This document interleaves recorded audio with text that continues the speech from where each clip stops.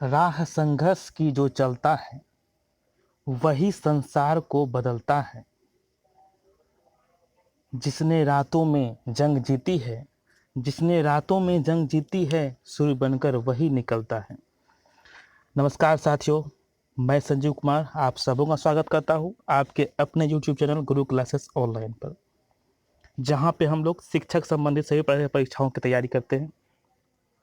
तो जैसा हम लोग का प्रत्येक दिन 9 बजे क्लास चलता है, तो आज हम लोग हिंदी शिक्षण शास्त्र या कहें ऐसे कहें तो भाषा शिक्षण शास्त्र, क्योंकि जो भी लैंग्वेज है आपका, चाहे वो आपका लैंग्वेज 1 हो या लैंग्वेज 2 हो, पेडागोजी का क्वेश्चन सेम रहता है। तो आज हम लोग उसी पे चर्चा करेंगे जो हमारा अभी L1 है या फिर L2 है। तो L1 या L2 जो भी रखे हैं, तो उसमें से आज हम लोग हिंदी कर रहे हैं। तो हिंदी, संस्कृत, इंग्लिश सब में सेम पेडागोजी क्वेश्चन रहता है। शिक्षण शास्त्र मतलब पेडागोजी होता है।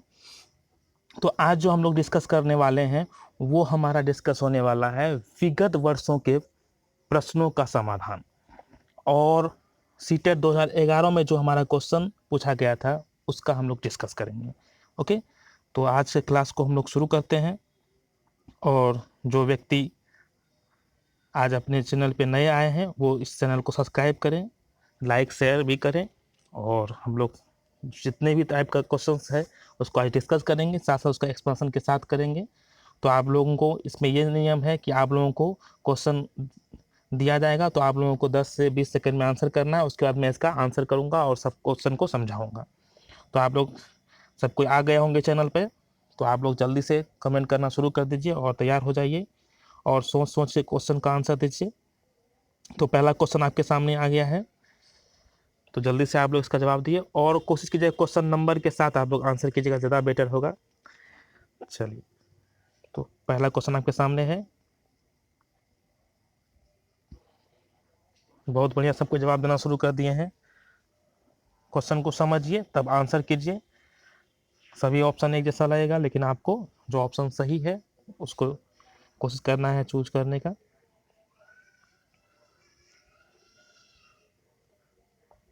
चलिए, तो मैं तो शुरू करता हूँ। भाषा की कक्षा का माहौल कैसा होना चाहिए? जो लैंग्वेज क्लासरूम होना चाहिए उसका माहौल कैसा होना चाहिए? क्लासरूम ऑफ लैंग्वेज, जहाँ आप भाषा सिखाने जा रहे हैं। तो पहला है ऑप्शन आपका, आपको सभी ऑप्शंस को देखना है, उसके बाद जो आंसर होगा उस ऑप्शन को हम लोग देखेंगे। जहाँ बच्चों को उनकी बात कहने और सुनने का अधिक अवसर मिले। ऐसा क्लासरूम, जो भी बच्चे हैं जिस भी क्षेत्र के हैं उसे अधिक से अधिक बोलने का अवसर मिल रहा है, तो वो क्लासरूम जो होगा सही मायने में बेटर होगा।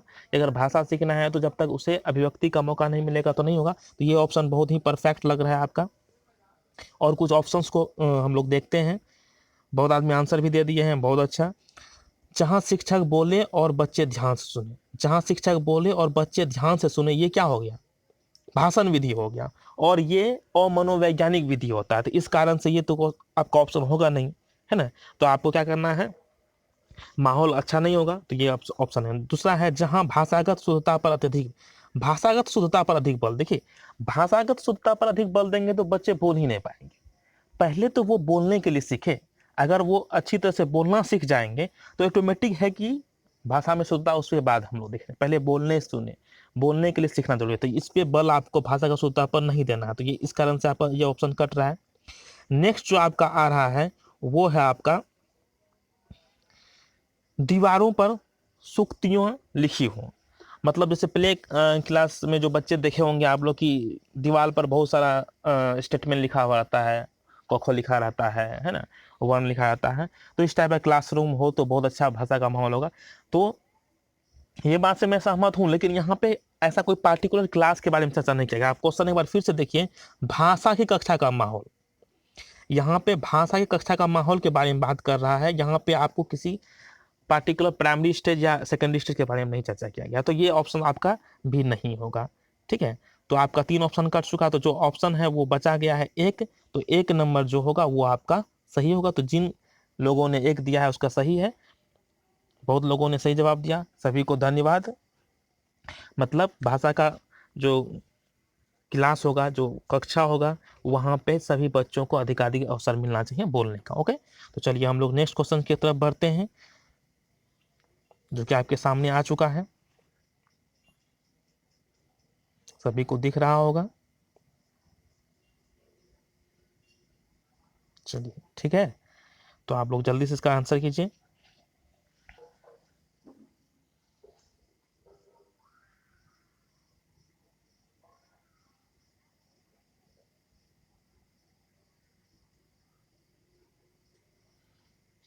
Very good.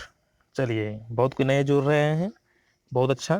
देखिए, प्रत्येक दिन 9 बजे क्लास आपको लाइव चैट चलेगा, जो पेमेंट किया जाता है, या लाइव क्लास होगा, तो आप लोग उस समय आ जाएं, आपको नोटिफिकेशन मिल जाएगा। आप लोग सब्सक्राइब कर दीजिए चैनल को, और मैं कोशिश करूंगा सभी को नोटिफिकेशन भेज देने का, चाहे व्हाट्सएप हो, टेलीग्राम ग्रुप हो, डिस्क्रिप्शन में दिया गया है, उस पर जुड़ जाइएगा, तो आपको प्रत्येक दिन टाइम पे मिल जाएगा लिंक इसका, है ना। चलिए, तो हम लोग देखते हैं नेक्स्ट क्वेश्चन को। पहली कक्षा में पढ़ने वाली अंकिता, जो फर्स्ट है, यहाँ पे देखिए कक्षा का चर्चा कर दिया, तो उसके अकॉर्डिंग हमको आंसर को सोचना है। अगर कक्षा का चर्चा किया गया है, क्लास चर्चा हो, तो उसी के अकॉर्डिंग आपको क्वेश्चंस को समझ के आंसर करना है, और जहाँ पे नहीं हो तो आपको जनरल वे में सोचना है। ओके, इससे पहले जनरल वे में सोचना था। तो यहाँ पे है क्या, पहली कक्षा में पढ़ने वाली अंकिता अक्सर बड़ी रो जो होता है, रो वाले शब्दों को गलत तरीके से बोलती है, आप क्या करेंगे। तो इस तरह से वो गलती करती, तो आप उसे सुधार करने के लिए, अगर आप भाषा शिक्षक हैं या भाषा शिक्षिका हैं, तो क्या कीजिएगा। तो पहला ऑप्शन है, उसे रॉ वाले शब्दों को सीडी सुनने के लिए देंगे। कि रॉ वाले शब्द का मतलब कुछ वर्ड्स या वाक्य का सीडी सुनने के लिए देंगे, तो ये अच्छी पहल है, लेकिन इससे बेटर ऑप्शन आपको देखना है। दूसरा है, अंकिता को रॉ वाले शब्दों की सूची देंगे, एक सूची बना के दे देंगे, एक लिस्ट देंगे जिसमें रॉ, बड़ी रॉ वाले, है ना, लड़का हो गया, लड़की हो गया, इस टाइप का जितना भी वर्ड होता है बड़ी रॉ वाला, वो सब का एक लिस्ट देंगे। तो ये भी एक अच्छा कार्य है, लेकिन हमको सबसे बेटर कार्य को चुनना है। दूसरा है, अंकिता को रॉ वाले शब्दों को अपने पीछे पीछे दोहराने के लिए, मतलब मैं बोलूंगा वो पीछे पीछे दोहराए, ऐसा बात कहा जा रहा है। तो दोहराना तो यहाँ तक भी उचित आ रहे हैं, लेकिन इससे बेटर ऑप्शन 4 नंबर देखते हैं। स्वयं रॉ वाले शब्दों को सहज भाव से उसके समक्ष प्रस्तुत करना, उसे धैर्य पूर्वक बोलने का अभ्यास कराएंगे। तो देखिए, 3 नंबर और 4 नंबर में कंट्राडिक्शन थोड़ा सा है, और 4 ज़्यादा बेटर है, क्योंकि यहाँ पे कहा जा रहा है स्वयं, मतलब जो शिक्षक हैं, रॉ वाले शब्दों को सहज भाव से उसके समक्ष प्रस्तुत कर उसे धैर्यपूर्वक बोलने का अभ्यास कराएंगे। मतलब कि स्टूडेंट को भी बोलने के लिए देंगे, मतलब अंकिता को भी बोलने देंगे, और साथ साथ अगर कहीं जरूरत पड़े तो आप भी बोलिए। तो यहाँ पे क्या होगा, धैर्यपूर्वक, मतलब गलती बोलना है तो बोलो, लेकिन प्रैक्टिस करो। तो इससे क्या होगा, उसका मनोबल बढ़ेगा कि चलो ठीक है, गलती भी बोल रहे हैं, सर बोल रहे हैं कि बोलने का मनोबल बढ़ रहा। तो ऐसे करने से हम उस बच्चे को रॉ वाले शब्दों पर अधिक से अधिक पकड़ करवा सकते हैं, सुधार कर सकते हैं गलतियों को। तो जिन लोगों ने 4 इसका आंसर दिया उसका परफेक्ट है, तो इसका 4 राइट आंसर होगा। बहुत आदमी ने सही जवाब दिया है, बहुत अच्छा आप लोगों को जवाब आ रहा है। और जिसका गलती भी हुआ है, टेंशन नहीं लीजिए, हम लोग इस तरह से डिस्कस करने से उसको सुधार कर लेंगे। तो गलत या सही आप लोग अपने सोच के दीजिए आंसर, कोई जरूर नहीं कि दूसरे का सही हो रहा तो मेरा भी सही हो, नहीं, आप सीखना है आपको। गलती होगी तो गलती से हम लोग सीखेंगे। ओके, तो नेक्स्ट क्वेश्चन की तरफ हम लोग बढ़ते हैं, और ये क्वेश्चन आपके सामने आ चुका है।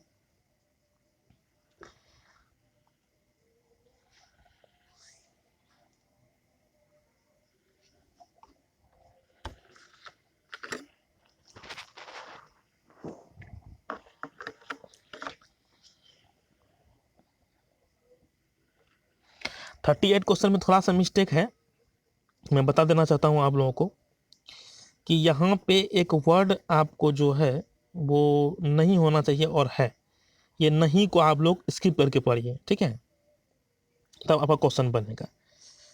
आप यहाँ पे नहीं को स्किप करके पढ़िए, जो अगर आंसर पहले कर दिए तो आप लोग थोड़ा सा वेट करके नहीं को एक बार स्किप में करिए, और तब क्वेश्चन पढ़िए, तब आपको बनेगा। तो अभी परफेक्ट देखिए इसको आप लोग।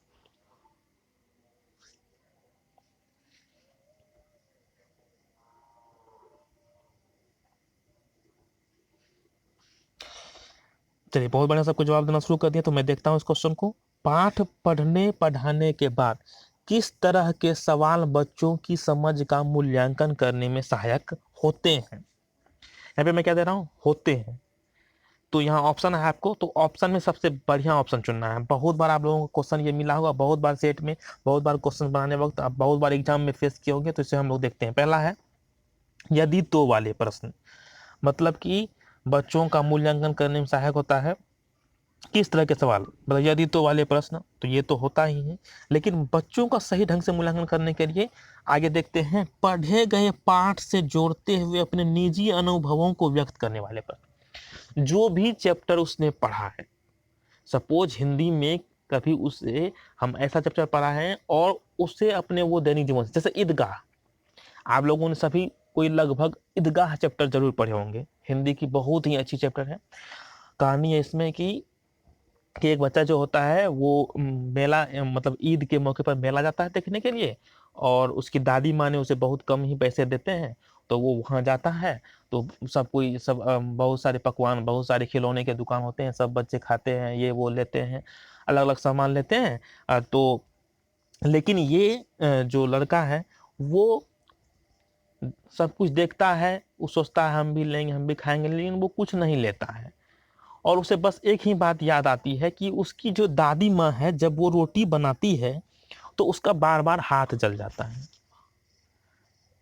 उसकी दादी माँ, तो उसका बार बार हाथ जल जाता है। तो उसने ये सोचा कि उसे क्या करें हम, कि दादी माँ के लिए अगर चिमटा ले लिया जाए जिससे उसको क्या हो, रोटी बनाने में कोई दिक्कत नहीं हो। तो इसलिए उसने क्या करता है, एक चिमटा लेता है, और उसके पास चिमटे के भी पैसे नहीं होते हैं। तो उन्होंने दुकानदार को कहा कि मुझे एक चिमटा चाहिए। बोला चिमटा ले क्या करोगे, तो मेरी जो दादी माँ है उसे उसका हाथ जल जाता है, तो इस कारण से वो क्या करें, एक चिमटा दे दे। तो बोला पैसा तो तुम्हारे पास कम है, तो बोला कि जो भी पैसा है ले लीजिए और मुझे दे दीजिए, ऐसा ऐसा बात है। तो दुकानदार भी उससे बहुत प्रभावित हुए और उसे दे दिए। तो बहुत अच्छा ही कहानी है।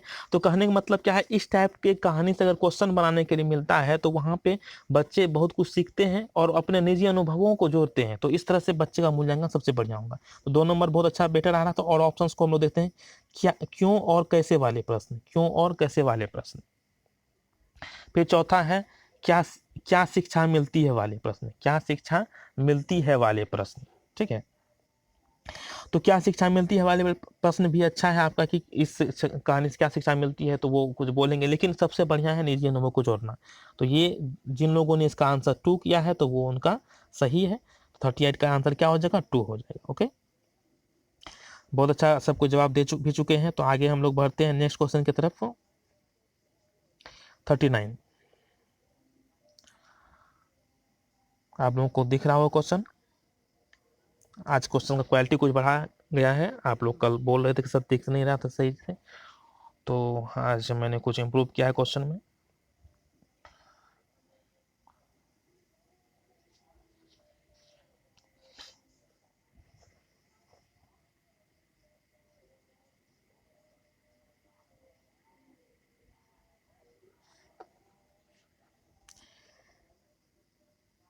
चलिए देखते हैं, सबों का जवाब आ रहा है। तो हम लोग भी क्वेश्चन को देखते हैं। 139, लगभग 2 साल के बच्चे तार वाली भाषा, मतलब टेलीग्राफिक स्पीच, तार वाली भाषा का प्रयोग करते हैं। तार वाली भाषा का अर्थ क्या है? देखिए, तार वाली, पहले के जमाने में क्या होता, टेलीग्राफ भेजा जाता था, जिसमें मतलब कुछ कोड वर्ड्स होते थे जो कि एक्सप्लेन किया जाता था, कम शब्दों में उसे तार भेजा जाता था टेलीग्राफी में। तो यहाँ पे लगभग 2 साल के बच्चे, तो देखिए बहुत बार क्वेश्चन आता है, बहुत बार एग्जाम में आया भी है, नेट में भी आया है, सीटेट में आया है, केवीएस में आया है, कि टेलीग्राफिक स्पीच का प्रयोग किस अवस्था में किया जाता है। तो यहाँ पे देखिए 2 साल का बच्चा के बारे में दिया है, और मैं बताता हूँ 2 साल का बच्चा किस अवस्था में होता है, वो शैशवा अवस्था में होता है। आप लोग सभी जान रहे हैं वो किस अवस्था में होता है, शैशवा अवस्था में होता है।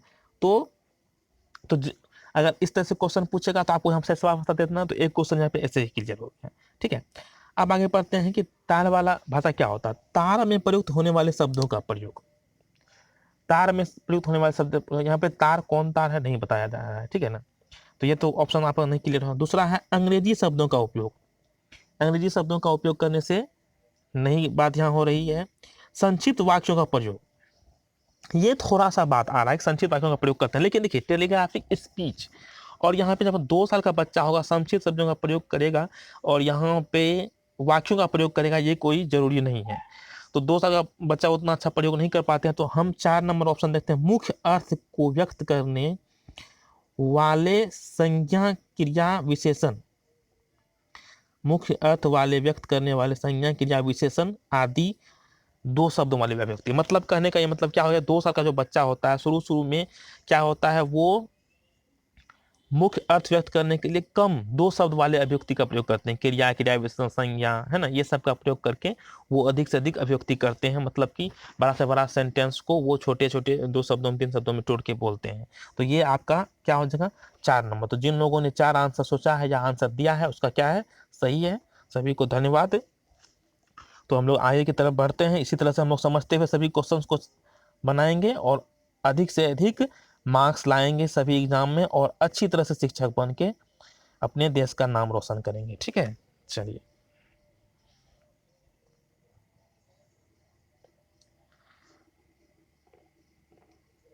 आंसर आना शुरू हो चुका है। बहुत बढ़िया हम लोग जवाब दे रहे हैं। चलिए तो देखते हैं इस क्वेश्चन को हम लोग।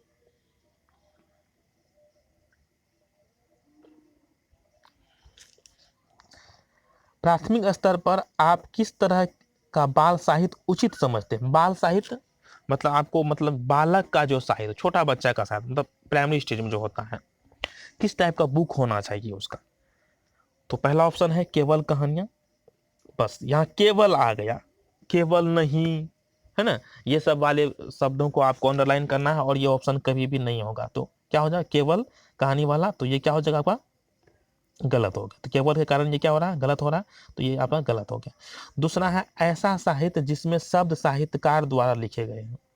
ऐसा साहित्य जिसमें शब्द साहित्यकार के द्वारा, देखिए प्राथमिक स्तर की बात हो रही है और बाल साहित्य की बात हो रही है, तो कोई जरूरी नहीं बड़े बड़े साहित्यकार द्वारा ही वो साहित्य लिखा जाए। ये तो नॉर्मली मतलब कि उसके लेवल से कुछ बुक बना जाता है। तो ये ऑप्शन भी आपका उतना परफेक्ट नहीं हो रहा है। नेक्स्ट ऑप्शन की तरफ चलते हैं हम लोग। ऐसा साहित्य जिसमें शब्दों और घटनाओं का दोहराव हो। मतलब ऐसा साहित्य जिसमें शब्दों और घटनाओं का दोहराव हो, कहने का मतलब क्या है कि रिपीटेशन हो वर्ड्स का, है ना, या फिर आपका किसी घटना का, जिससे क्या होता है कोई भी बच्चा जब पढ़ता है प्राथमिक स्तर पे, तो अगर वो किसी घटना का बार बार प्रयोग होगा या किसी शब्दों का बार बार प्रयोग होगा, तो वो उस चीज को देखता है, ये तो पहले पढ़े तो फिर से आ गया। तो इससे क्या होता है, बातें समझ में आती है, बातें याद रहता है, बातें दिमाग में जाता है। तो ये और प्राइमरी स्टेज की बात हो रही है, तो ये सबसे परफेक्ट पॉइंट हो रहा है मेरे अनुसार। और चौथा ऑप्शन देखते हैं केवल कविताएं। तो यहाँ पे भी एक नेगेटिव बातें आ गई है, केवल कविताएं। तो आप लोग खुद समझ सकते हैं, केवल वाला जो 1 नंबर है और 4 नंबर गलत हो गया। 2 नंबर में साहित्यकार की बात हो रही है, तो प्राथमिक स्टेज में साहित्यकार होते नहीं है। तो 3 नंबर में आपका जो शब्दों का दोहराव है या वाक्यों का दोहराव है, तो ये सबसे परफेक्ट आंसर होगा। तो बहुत अच्छा आप लोग समझ गए हैं इस बात को। तो आंसर क्या हो जाएगा आपका, 3 हो जाएगा। तो इस तरह से अगर हम लोग क्वेश्चन क्लासिफिकेशन करके समझेंगे तो एक भी क्वेश्चन आपका एग्जाम में नहीं गलत होगा। और साथ ही साथ इस टाइप के जितने भी क्वेश्चंस होते हैं उसे आप अच्छी तरह से बना सकते हैं, चाहे वो संस्कृत में ही क्यों नहीं हो, चाहे वो उर्दू में ही क्यों नहीं हो, चाहे वो अंग्रेजी में क्यों नहीं हो, चाहे वो कन्नड़ में क्यों नहीं हो। आपका द्वितीय भाषा हो या प्राथमिक भाषा जो भी हो, आप उस तरह से क्वेश्चन वहाँ बना सकते हैं। बस वहाँ पे क्या होगा, फॉन्ट अलग है, लैंग्वेज अलग है। यहाँ पे केवल कहानी है तो वहाँ ओनली स्टोरी लिखा रहेगा, ओनली स्टोरी। यहाँ पे केवल कविताएं हैं, ओनली पोएम्स रहेगा लिखा हुआ। तो इस टाइप से क्वेश्चन से ओनली रहेगा आपका। तो इस तरह से हम लोग क्वेश्चन को सॉल्व करेंगे। भाषा शिक्षण शास्त्र में आपको कहीं भी कोई दिक्कत नहीं होगा, मेरा यही प्रयास है। तो चलिए आगे हम लोग बढ़ते हैं। नेक्स्ट क्वेश्चन आपके सामने आ चुका है, जल्दी से आप लोग इसका आंसर दीजिए। बहुत बढ़िया, आप लोगों का जवाब भी आना शुरू हो चुका है। चलिए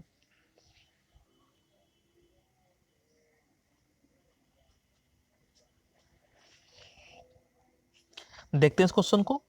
एक समावेशी कक्षा में भाषा शिक्षण की समस्या है। समावेशी कक्षा मतलब इंक्लूसिव क्लासरूम, ऐसा क्लासरूम जहाँ पे सभी टाइप के बच्चे, चाहे वो दिव्यांग हो, विकलांग हो, तेज हो, फुसगोल हो, सब टाइप के बच्चे इस क्लासरूम में पढ़ने के लिए आते हैं। तो वहाँ पे क्या होगा, इस टाइप के क्लासरूम में बच्चे जो आएंगे पढ़ने के लिए, तो किस तरह से पढ़ाई होगा, तो क्या समस्याएं होगी। तो पहला है उपयुक्त भाषा परिवेश का निर्माण न हो पाना। उपयुक्त भाषा परिवेश का निर्माण न होना मतलब क्या कि जब भी समावेशी कक्षा में होगा और भाषा शिक्षण होगा, तो एक एनवायरनमेंट बनाया जाता है जो भी क्लासरूम होता है। तो यहाँ पे अलग अलग जो भाषिक परिवेश वाले होते हैं, तो एक भाषा का, एक पार्टिकुलर भाषा का परिवेश बनना थोड़ा सा टफ हो जाता है कि अगर कोई हिंदी भाषी हैं, कोई उर्दू भाषी हैं, कोई संस्कृत वाले हैं, कोई बंगाली हैं, कोई कन्नड़ हैं, कोई मलयालम है, कोई तेलुगु है, अनेक भाषाएं हैं। तो यहाँ पे इस एक क्लाइमेट को बनाना, अगर हिंदी ही पढ़ाना, हिंदी क्लाइमेट बनाना बहुत ही टफ हो जाता है। तो ये पहला पॉइंट आपका बहुत हद तक उचित है। तो और ऑप्शंस को हम लोग देखते हैं। उपयुक्त पाठ सामग्री का अभाव, मतलब उपयुक्त, मतलब जो उपयुक्त पाठ सामग्री, तो सिलेबस जो होता है, कैरिकुलम होता है, उसका अभाव होता है। हाँ, लेकिन ये अभाव कम होता है, जब हमें मतलब क्या है कि हमें क्या पढ़ाना है वो तो क्लियर है ना, हिंदी पढ़ाना है। लेकिन ये क्या है, इंक्लूसिव क्लासरूम है, मतलब समावेशित कक्षा है, अलग अलग भाषा वाले बच्चे हैं।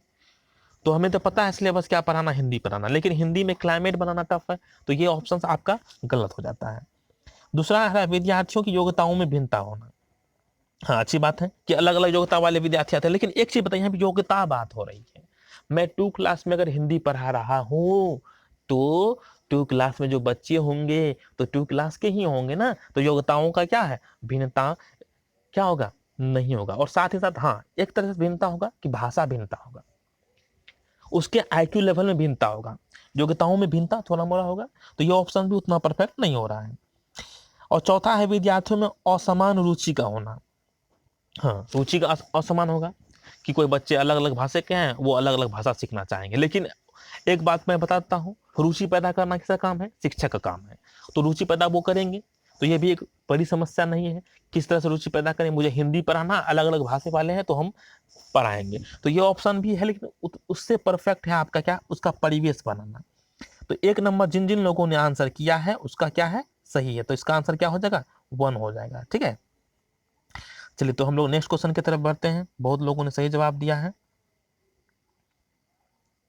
और आपका क्वेश्चन आ चुका है स्क्रीन पर। जल्दी से इसका जवाब दीजिए आप लोग।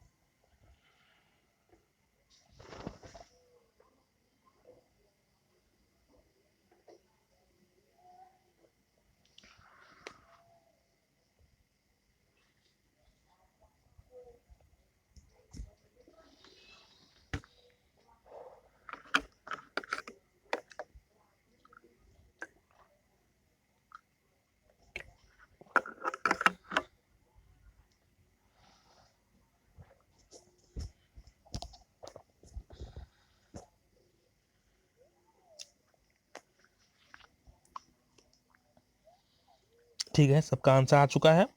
तो मैं देखता हूँ इस क्वेश्चन क्या है। इसमें यहाँ कहा जा रहा है, कक्षा में कुछ बच्चे गलत वर्तनी का प्रयोग करते हुए लिखते हैं, आप क्या करेंगे। मतलब गलत वर्तनी, मतलब वो वर्तनी मतलब क्या होता है कि स्पेलिंग एरर कर रहे हैं, अलग अलग तरह से समस्याएं पैदा कर रहे हैं, वो भी क्या है, लिखने में। एक चीज ध्यान दीजिएगा, किस में कर रहे हैं, वो प्रॉब्लम लिखने में कर रहे हैं। तो आप क्या करेंगे, आप किसके लिए आया है, शिक्षक या शिक्षिकाओं के लिए, जो भी शिक्षक हैं, शिक्षिकाएं हैं, टीचर हैं। तो यहाँ पे है, इसे एक सहज और स्वाभाविक प्रक्रिया मानते हुए कक्षा में प्रेम समृद्ध माहौल का निर्माण करेंगे। प्रेम समृद्ध माहौल बार बार आपके सामने आता हो क्वेश्चन में, ये होता क्या है, मैं बताता हूं कि प्रेम समृद्ध माहौल ऐसा होता है कि जो मैं क्लास करवा रहा हूं लैंग्वेज का, वहां पे एक प्रिंटेड चीज दूंगा जिसमें बहुत सारे चीज लिखे हुए रहते हैं, और वहाँ पे ये एक तरह से डॉक्यूमेंट का काम कर सकता है, बुक हो सकता है, आपका चार्ट हो सकता है, नोट्स हो सकता है, अदर थिंग्स हो सकता है। तो इसे ही हम लोग कहते हैं प्रिंट समृद्ध माहौल। ओके, दूसरा है, और वर्तनी में प्रॉब्लम हो रहा है तो प्रिंट समृद्ध माहौल का प्रयोग हम लोग कर सकते हैं। नेक्स्ट कह रहा है, शब्दों को 10 बार सही तरीके से लिखने के लिए कहेंगे। मतलब अगर कोई गलत शब्द लिखता है तो 10 बार लिखने के लिए कहेंगे। तो ये नॉर्मली आपको बचपन में करवाया जाता होगा, है ना, क ख को लिखने के लिए, कमल को लिखने के लिए। तो ये उतना उचित नहीं है। अगर कोई बच्चा बार बार गलती कर रहा है तो उसे क्या कहेंगे, बार बार 10 बार शब्द लिखने कहेंगे। लेकिन 10 बार लिखने के लिए उसे कुछ दिखाना भी पड़ेगा ना, और वो प्रिंट समृद्ध माहौल होगा कि देखो कमल ऐसे लिखा जाता है, तो तुमको ऐसे लिखना है। तो ये चीज उसे करना, तो इंटैक्ट करना है। तो यहाँ पे भी 1 नंबर ज्यादा बेटर है 2 नंबर से। तीसरा है, बच्चों को उनकी त्रुटियों का एहसास कराएंगे। बच्चे जो हैं जो भी त्रुटियां करते हैं उसे गलती का एहसास कराएंगे। बहुत आदमी 3 नंबर सोच लिए होंगे, लेकिन देखिए बच्चों को त्रुटियों का एहसास तो हमको कराना है, लेकिन अगर डायरेक्ट वे में त्रुटियों का एहसास कराएंगे तो हमारा ये गलत लिखा हुआ है, तो बच्चे पे इसका ज्यादा इम्पैक्ट पड़ता है और बच्चे इसे थोड़ा सा मतलब कि बैड फील करते हैं, थोड़ा सा खराब महसूस करते हैं, सर ने मुझे इस तरह से बोल दिया।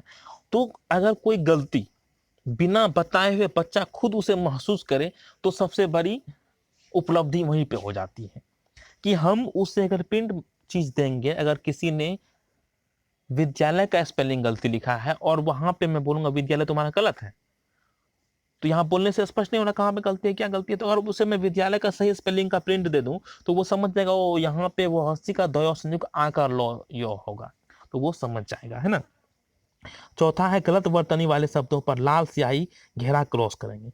गलत जहां पे होगा ऐसा लाल स्याही घेरा कर देंगे, तुम्हारा देखो गलती है, बस हो गया। क्या गलती है भाई, नहीं पता है, क्यों गलती हुआ नहीं पता, कैसे सुधारेंगे नहीं पता है, तो ये भी आपका ऑप्शन क्या है, रॉन्ग हो रहा है। तो इसमें सबसे अच्छा आंसर क्या हो जाएगा, तो 1 नंबर हो रहा है। तो बहुत आदमी ने 1 नंबर आंसर दिया, तो जिन लोगों ने 1 दिया है उसका क्या है, सही है, और 1 ही आपका सही आंसर होगा। ओके, चलिए तो नेक्स्ट क्वेश्चन की तरफ हम लोग चलते हैं। आ गया आपके सामने ये क्वेश्चन, बहुत ही रिपीटेड क्वेश्चन है और बहुत बड़ा एग्जाम में है और फिर से भी आएगा, तो इसलिए आप लोग इसको ध्यान से देखिए और अच्छी तरह से इसका आंसर दीजिए।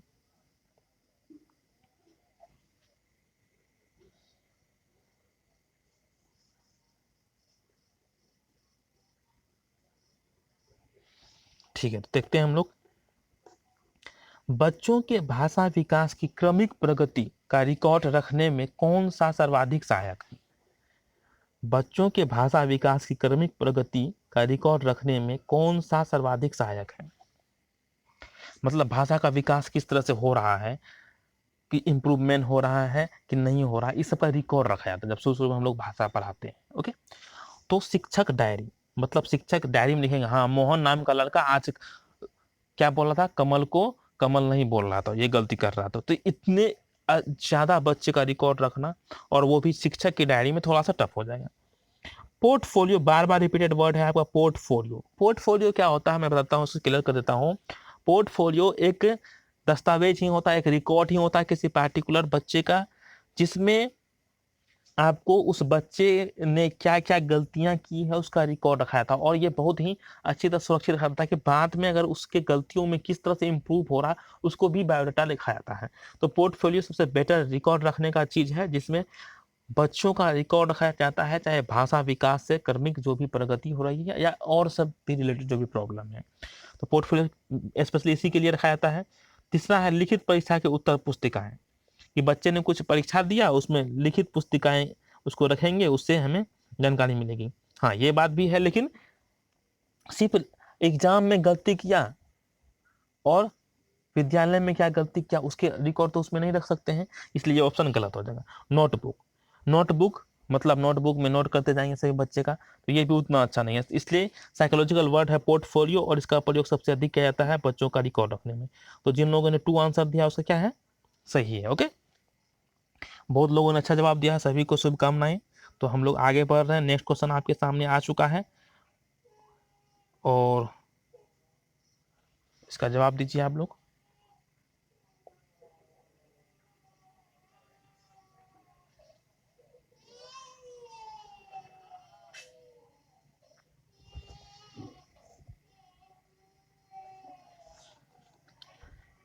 प्राथमिक स्तर पर बच्चे किस प्रकार की कविताएं पसंद करते हैं। प्राथमिक स्तर पर बच्चे किस प्रकार की कविताएं पसंद करते हैं, ये आपका क्वेश्चन है। कविताएं जो पोएम्स होते हैं किस तरह के पोएम, तो जो तुकांत न हो, तुकांत जिसे मतलब कि तुकांत लय कम हो, उसे जो जो तुकांत न हो वो बोला जाता है, 1 नंबर। फिर दूसरा कह रहा है जो कोई सीख देती हो, मतलब ऐसा कविता जिससे कोई सीख मिलते हो। प्राथमिक स्तर पे बच्चे उतना नहीं समझते हैं क्या सीख मिल रहा नहीं मिल रहा है, वो बात की बात है, उसे बोलने में अच्छा लगे, उसे लय लगे, जिनमें लयात्मकता हो। क्या हो, जिनमें लयात्मकता हो मतलब लय हो, एक वर्ड का एंडिंग मतलब एक सेंटेंस का जो एंडिंग है दूसरे सेंटेंस से शुरू हो, मतलब लय हो। इससे क्या होता है, लय लयात्मक जो भी कविताएं होते हैं उसे बच्चे बहुत ही अच्छी तरह से सीख पाते हैं, उसे याद भी हो जाता है, उसे पढ़ने में भी मजा आता है और उसे रुचि बना हुआ रहता है, जो एक गीता का गुण है, जो एक कविता का गुण है। तो 3 नंबर बहुत अच्छा है। और 4 नंबर है आपका जो अनिवार्य रूप से राजा रानी से जुड़ा हो। नहीं, कोई जरूर नहीं कि कविता राजा रानी से ही जुड़ा हो, जानवर पे भी जुड़ा हो सकता है, पापा मम्मी पे भी जुड़ा हो सकता है, नाना नानी पे भी जुड़ा हो सकता है, खाना पीना पे भी जुड़ा हो सकता है। तो डजन मैटर। तो 4 नंबर तो परफेक्ट ही गलत हो रहा है। तो सबसे अच्छा आंसर आपका होगा 3 नंबर। तो बहुत लोगों ने 3 दिया है कि जो लयात्मकता हो, जिसमें लय हो, कोई कविता पढ़े तो उसमें लय लगे। ओके, जौनी जौनी यश पाया, तो मतलब इस टाइप का। या फिर अगर कोई कविता है जहाँ पे लय हो रहा है ना, मछली जल की रानी है, जीवन इसका पानी है, इस टाइप से जो होता है कविता, वहां पे है लास्ट में आ रहा है, तो लयात्मकता है। ओके, समझ में आ गया आप लोगों को? बहुत आदमी अच्छा जवाब दिए हैं। चलिए ठीक है, तो हम लोग नेक्स्ट क्वेश्चन पे चलते हैं। और जो व्यक्ति इस चैनल पे नए हैं तो उस चैनल को जरूर ही सब्सक्राइब करें, और साथ ही साथ जो पुराने हैं वो इस वीडियो को अगर आपको पसंद आया लाइक करें और अपने दोस्तों तक शेयर करें, जो भी आप ग्रुप चलाते हैं वहाँ पे शेयर करें, जिससे क्या हो, उसे भी लाभ मिल सके, क्योंकि ज्ञान बांटने से ही बढ़ता है। चलिए, तो आगे हम लोग, आप लोग इसका जवाब दीजिए।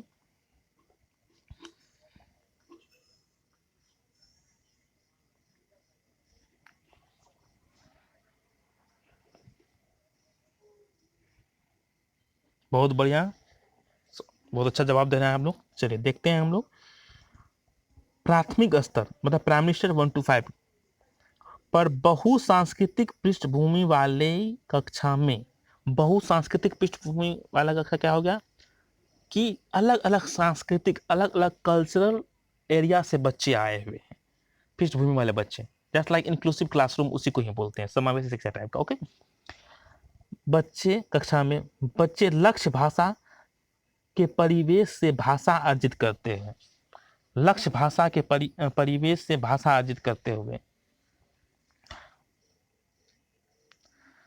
तो यहाँ पे लक्ष्य भाषा क्या होता है मैं बताता हूँ। जो भाषा आपको सीखना है, लक्ष्य मतलब एम, और भाषा लैंग्वेज, एम लैंग्वेज सिंपली कह सकते हैं, जो आपका लक्ष्य है। जैसे अगर आप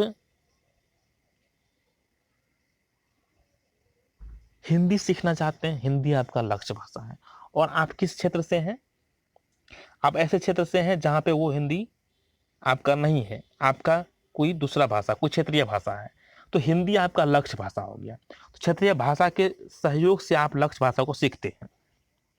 तो यहाँ पे क्वेश्चन पूछा जा रहा है कि परिवेश से भाषा अर्जित करते हुए, तो यहाँ पे सबसे ऑप्शन चुनना है कि यहाँ पे कौन बैठ रहा है। पहला है लक्ष्य भाषा की अपनी भाषा से तुलना करते हैं, कि लक्ष्य भाषा मतलब अगर मैं ये बोलूं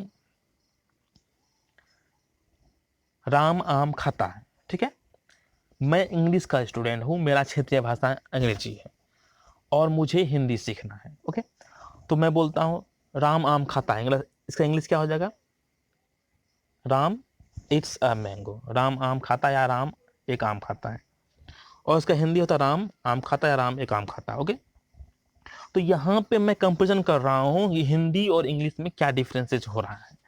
तो कंपेरिजन मैं मानता हूँ अच्छा है ये ऑप्शन आपका, लेकिन मैं इससे भी अच्छा ऑप्शन चुनना चाहता हूँ, क्योंकि स्टार्टिंग पीरियड में प्राथमिक स्तर में बच्चे उतना कंपेरिजन नहीं कर पाते और उससे समस्याएं होती, और वो यहाँ पे कह रहा है बहुसांस्कृतिक कक्षा है, तो वहाँ पे डायरेक्ट कंपेरिजन पे बच्चे नहीं पहुंच रहे हैं, उसमें समय लगेगा। दूसरा ऑप्शन है, और वहाँ पे जो भी बहुसांस्कृतिक कक्षा होता है, जो भी भाषा लक्ष्य भाषा होता है, उसे सीखने में समय लगता है, वो धीरे धीरे चीज़ों को ज्ञान करते हैं वो छोटे बच्चे। दूसरा है धीमी धीमे भाषा की रचनात्मक प्रयोग का अभ्यास करने लगते हैं, धीमे धीमे भाषा के रचनात्मक प्रयोग का अभ्यास करने लगते हैं। ये बात सही है कि वो धीरे धीरे अभ्यास करते हैं और उसमें क्रिएटिविटी करते हैं और उससे क्या करते हैं, सीखने की कोशिश करते हैं। तो ये ऑप्शन 1 नंबर से ज़्यादा बेटर है। तीसरा है उसे शुद्ध अशुद्ध रूप में पहचानते हैं, कौन शुद्ध है कौन अशुद्ध है, ये बात का बात है ना, वो तुरंत शुद्ध अशुद्ध पे चर्चा नहीं कर सकते हैं, वो तो सीखना शुरू कर रहे हैं, और अलग अलग पृष्ठभूमि के बच्चे हैं तो कहीं नहीं कर सकते कि ये शुद्ध है अशुद्ध है, वो तो बाद में सीखेंगे, और यहाँ पे चर्चा भी नहीं है कि वो इस चीज़ पे कर सकें, तो ये भी गलत है आपका। और व्याकरणिक नियमों की शुद्धता को परखते हैं।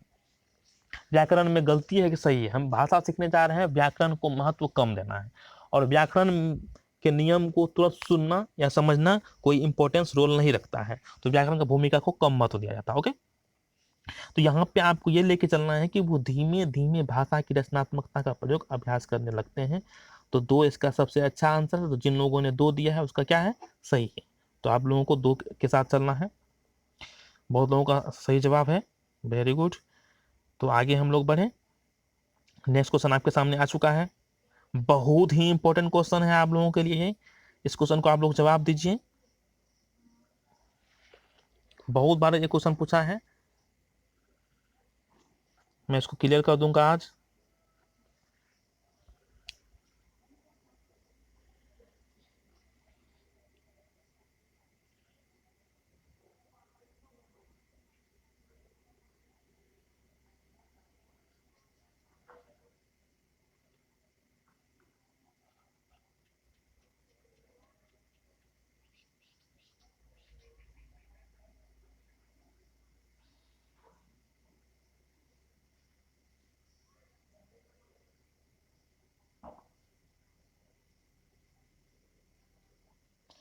चलिए, तो आप लोगों को पता होगा कि LSRW लिसनिंग मतलब सुनना, S फॉर स्पीकिंग मतलब बोलना, R फॉर रीडिंग मतलब पढ़ना, W फॉर राइटिंग मतलब लिखना।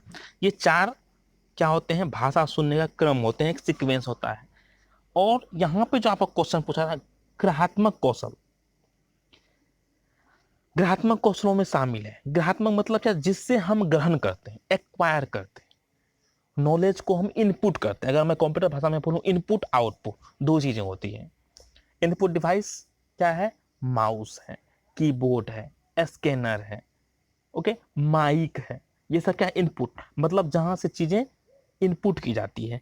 तो ग्रहात्मक कौशल क्या होगा, जहां पे हम जब कुछ करते हैं तो उससे हमें ग्रहण होता है, कुछ हम सीखते हैं, ज्ञान को एक्वायर करते हैं।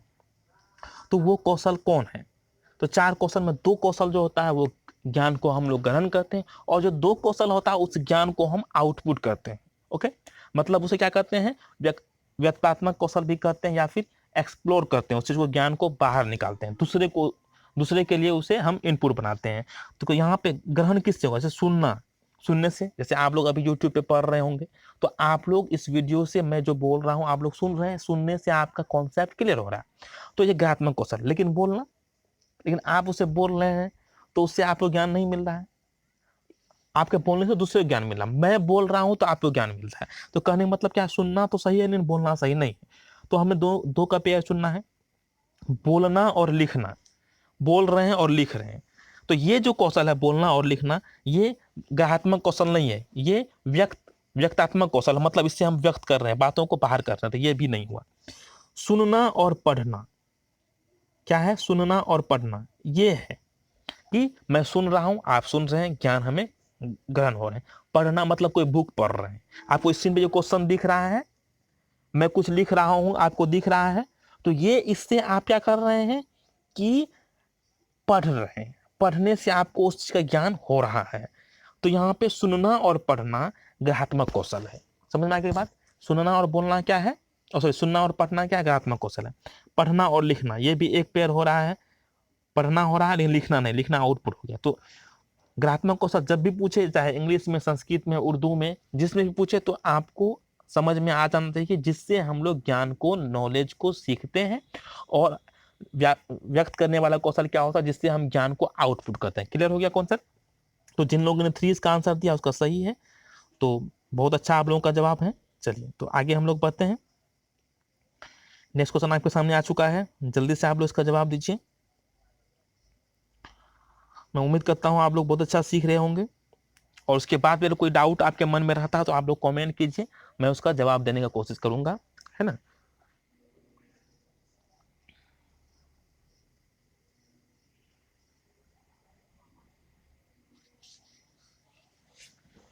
चलिए, इसका जवाब आना शुरू हो चुका है। देखते हैं हम लोग। राहुल को जब भी कक्षा में उत्तर देने के लिए कहा जाता है वह हकलाने लगता है, इसका क्या कारण हो सकता है। ये राहुल की ही समस्या नहीं है, लगभग सभी स्टूडेंट की समस्या होती है कि किसी को, आप लोगों को भी ऐसा होता होगा, जब कभी स्टेज पे जाते हैं, जब कुछ बोलना, जब भीड़ में बोलना होता है तो आपका आवाज ही गुम हो जाता है, आपका आवाज ही नहीं निकलता, पैर हाथ थर थर थर करने लगता है, पसीना छूटने लगता है। ये समस्या क्या है? ये साइकोलॉजिकल प्रॉब्लम है। इसमें क्या होता है, जब आप क्राउड को देखते हैं, जब आप भीड़ को देखते हैं, तो आपके अंदर में एक डर पैदा हो जाता है कि मैं जो बोल रहा हूं वो सही है या गलत है। आवाज नहीं निकलता, बच्चे हकलाने लगते हैं, बड़े बड़ों का पसीना छूट जाता है जब बड़े भीड़ में बोलना होता है। तो ये समस्या है। तो इसका कारण क्या हो सकता है, इसका रीजन क्या हो सकता है? ये सिर्फ बच्चों के लिए नहीं, बड़ों के लिए भी, आप लोगों में भी बहुत को किस इस तरह की समस्या होती होगी, आप इसको रियलाइज करते होंगे, है ना। तो इस समस्या का क्या कारण है उसे हम लोग समझते हैं। तो पहला ऑप्शन है, राहुल जानबूझकर ऐसा करता है ताकि उसे जवाब न देना पड़े। नहीं, ऐसा बात नहीं है कि बच्चे जान के हकलाएं उसे जवाब देने के लिए नहीं दिया जाए, नहीं, कभी भी नहीं। कोई भी चाहता मैं अच्छा करूं जब मुझे बोलने का मौका मिले, तो ये गलती आपका नहीं है। नेक्स्ट है, राहुल को सही उत्तर नहीं पता होगा। राहुल को सही उत्तर नहीं पता, राम का घर मोहन के घर के पास है, फिर रुक गए, हकलाने लगा, ऐसा ऐसा ऐसा। तो ये नहीं, उसे उत्तर नहीं पता होगा तो वो आगे आएगा ही नहीं बोलने के लिए, ये ऑप्शन आपका नहीं है ना। तो ये दोनों गलती होगी आपका। नेक्स्ट है, राहुल की आदत है हकलाने की। राहुल की आदत हकलाने की नहीं, यहाँ क्वेश्चन पढ़िए, राहुल को जब भी कक्षा में उत्तर देने के लिए कहा था, मतलब इससे पहले वो सही बोलता है, नॉर्मल बात वो सही करता है, लेकिन जब जवाब देने की बात आती है तो वो हकलाता है। तो ये आदत नहीं है उसकी। चौथा ऑप्शन है, ये भी गलत हो गया आपका 3 नंबर की। चौथा है, राहुल बड़े समूह के सामने अपनी बात कहने में मनोवैज्ञानिक दबाव महसूस करता है। मतलब राहुल को जब बड़े समूह के सामने बोला जाता है तो उसे एक प्रेशर होता है, उसे एक डर लगता है, उसे एक भय होता है और वो हकलाने लगता है। यही कारण सबसे परफेक्ट है। तो जिन लोगों ने 4 आंसर दिया है उसका सही है, और बहुत ही धन्यवाद सभी को। और अगर मैं ये बताता हूं, अगर आप लोगों के साथ भी अगर ऐसा कोई प्रॉब्लम होता है तो कोशिश कीजिए आप लोग अपने डर को दूर करने का। आगे वाला क्या करेगा, कुछ नहीं करेगा, मुझे जो आता मैं वो बोलूंगा, 1-2 दिन दिक्कत होगा, फिर समस्याएं दूर होगा। आप अकेले प्रैक्टिस कीजिए, मिरर के सामने प्रैक्टिस कीजिए। इंटरव्यू में ऐसी समस्याएं बहुत सारी आती है। अगर आप लोग टीचर का तैयारी कर रहे हैं, अगर आप केंद्रीय विद्यालय में जाइएगा, नवोदय में जाइएगा, DSSB में जाइएगा, बड़े बड़े स्कूल में एग्जाम देने जाइएगा, तो आपको एग्जामिनेशन के बाद इंटरव्यू कंडक्ट की जाती है और वहां पे आपको ये समस्याएं होगी। तो इस चीज को दूर करने के लिए आप मिरर के सामने बोलिए, प्रैक्टिस कीजिए।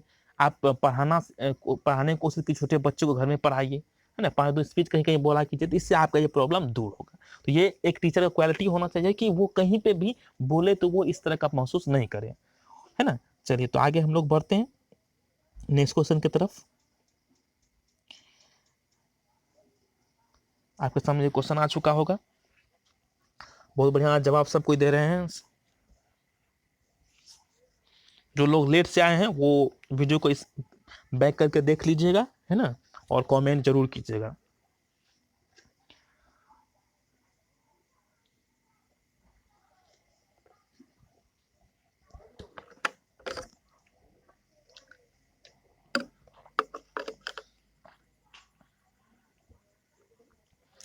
चलिए देखते हैं इस क्वेश्चन को हम लोग।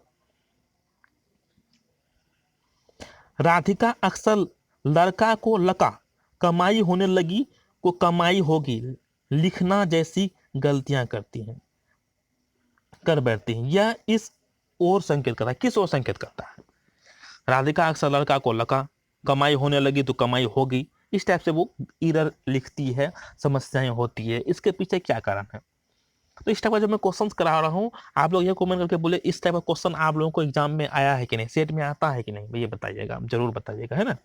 और इस टाइप के क्वेश्चन में क्या समस्या होती है, और अब समझने के बाद कितना कॉन्सेप्ट क्लियर हो रहा है या नहीं हो रहा है, इसके बारे में जरूर आप लोग कमेंट कीजिए। पहला ऑप्शन, राधिका ध्यान से नहीं लिखती।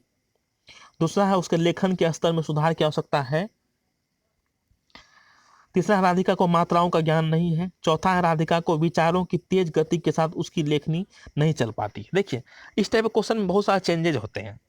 राधिका ध्यान से नहीं लिखती है, ध्यान से लिखती नहीं है ये आप नहीं कह सकते, वो ध्यान से जरूर लिखती है, लेकिन क्या हो रहा है कि वो मिस्टेक करने लगती है, बहुत कुछ छोड़ देती है लिखने के, लड़का को लका कर लिखती, कमाई होने लगी कमाई होगी, मतलब जो सेंटेंस है उसे शॉर्ट कर देती है। कारण क्या है?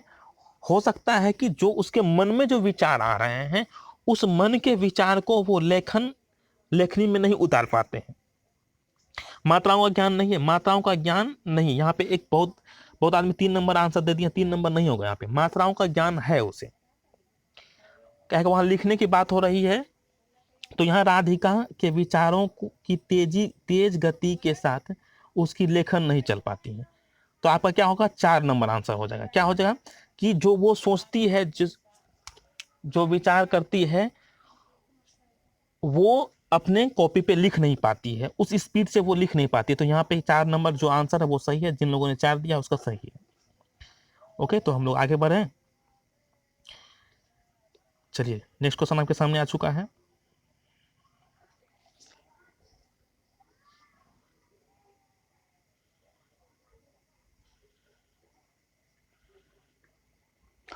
चलिए आंसर आना शुरू हो गया आप लोगों का, तो देखते हैं इस क्वेश्चन को हम लोग।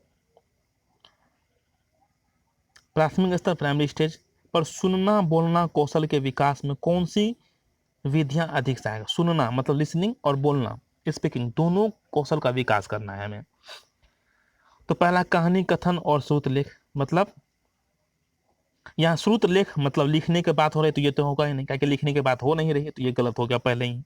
कविता पाठ और भाषा प्रयोगशाला, कविता का पाठ करवाएंगे और भाषा प्रयोगशाला का प्रयोग करेंगे। लैंग्वेज जो लैब होता है, ये थोड़ा सा उचित है कि लैंग्वेज लैब का प्रयोग किया जाता है, लेकिन सब जगह लैंग्वेज लैब हो ये कोई जरूरी नहीं है, और साथ ही साथ और सब वहाँ सेटिस्फाइड हो जाए ये भी बात नहीं है। तो 2 नंबर को हम लोग कम महत्व देंगे। उसके बाद आगे बढ़ते हैं हम लोग। तीसरा है भूमिका निर्वाह, रोल प्ले जो हम लोग बोलते हैं, भूमिका किसी का नाटक करवाना, और समाचार वाचन। समाचार वाचन देखिए प्राथमिक स्तर का बात हो रही है, और समाचार वाचन बच्चे करेंगे ये कोई जरूर नहीं है ना। और समाचार पत्र तभी बच्चे नहीं ही पढ़ते हैं, पढ़ने का मौका मिलता नहीं है उतना, और उतने बच्चों को समाचार पत्र पढ़वाना संभव भी नहीं है, तो ये थोड़ा सा टफ हो जाएगा। चौथा है भूमिका निर्वाह और बातचीत करना, ये सबसे आसान है कि रोल प्ले तो करवाएंगे, भूमिका निर्वाह अगर किसी नाटक को करवा रहे हैं अकबर बीरबल का, तो अकबर बीरबल का रोल करवा के निर्वाह करेंगे, इससे वो क्या करेंगे, सुनना भी सीखेंगे, बोलना भी सीखेंगे, साथ ही साथ बातचीत करवाना, नॉर्मल बातचीत करवाना है ना, घर के बारे में, विद्यालय के बारे में, किसी टॉपिक के बारे में, ये तो बच्चे कर सकते हैं। तो 4 नंबर सबसे परफेक्ट आंसर है, जिन लोगों ने 4 दिया उसका सही है। तो आगे हम लोग बढ़ते हैं। बहुत बढ़िया आप लोगों का जवाब आ रहा है, और लास्ट क्वेश्चन आपके सामने आ चुका है। मैं उम्मीद करता हूँ आप लोग ये लास्ट क्वेश्चन जरूर सही जवाब दीजिए सब कोई। तो आपके सामने क्वेश्चन आ चुका है, जल्दी से इसका आप लोग आंसर दीजिए।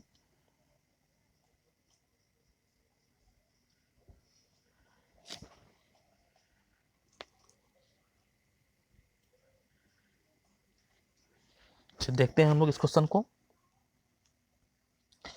इनमें से प्राथमिक स्तर पर भाषा शिक्षण का कौन सा उद्देश्य अनिवार्यतः नहीं है? इनमें से प्राथमिक स्तर पर भाषा शिक्षण का कौन सा उद्देश्य अनिवार्यतः नहीं है कि ये हमारा उद्देश्य नहीं भाषा शिक्षण करवाने का, लैंग्वेज टीचिंग करवाने का? पहला है विभिन्न संदर्भों के पर, देखिए यहाँ पे नहीं है, नहीं को आप लोग घेर लीजिए, नहीं है तो मतलब 3 पॉजिटिव 1 नेगेटिव। ओके, विभिन्न संदर्भों में प्रयुक्त शब्दों के सही अर्थ ग्रहण करना, विभिन्न अलग अलग संदर्भ में शब्दों का सही अर्थ ग्रहण करना, ये तो अच्छी बात है, ये सही है, पॉजिटिव है, तो इससे तो मानेंगे। दूसरा है विभिन्न संदर्भों और स्थिति में अपनी बात व्यक्त करने की कुशलता, कोई भी संदर्भ हो, कोई भी समस्या हो, कहीं पे भी हो, वो अपने बात कुशलता को करे, तो ये तो आपका भाषा पढ़ाने का उद्देश्य होना चाहिए, ये बात सही है।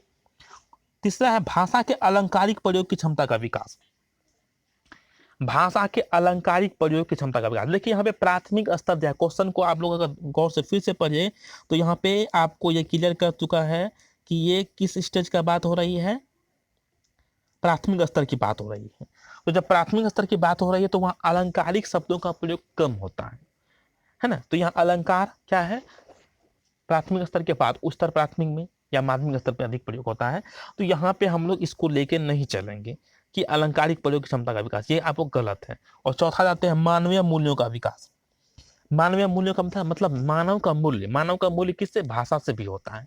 अगर आप में वाणी है, आप में क्वालिटी है, आप में छवि है, तो मानव का एक क्वालिटी लैंग्वेज भी है ना। भाषा बिना मनुष्य जानवर के समान है। तो बिना भाषा के डेवलपमेंट के, बिना लैंग्वेज के डेवलपमेंट के आप अपने भावनाओं को, अपने इमोशंस को किसी दूसरे के पास शेयर नहीं कर सकते हैं। तो ये चौथा नंबर जो मानवीय मूल्यों का विकास, ये भी बहुत ज़्यादा इंपॉर्टेंट रोल प्ले करता है। तो सबसे बेटर ऑप्शन आपका क्या हो जाएगा यहाँ पे? 3 नंबर हो जाएगा।